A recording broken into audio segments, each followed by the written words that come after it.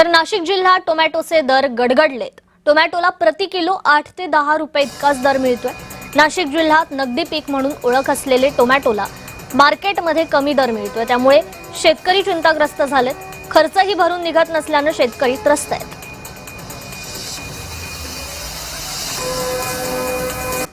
त्याच्यातलं फक्त मोठा माल बाजूला काढायचा, बाकीचे सगळे फेकून द्यायचे राहतात। त्याला भावच नाही ना, जे मोठा माल आहे त्यालाच भाव नाही। मग ते लहान लेलं तर 35 रुपये 40 रुपये जाळी, आमचा खर्च पण निघत नाही। 25 रुपये तोडणाऱ्यांना कॅरेट द्यायचे आणि 30 रुपये वाहणाऱ्याला कॅरेटचे द्यायचे। मग आम्हाला खाली काहीच राहत नाही ना।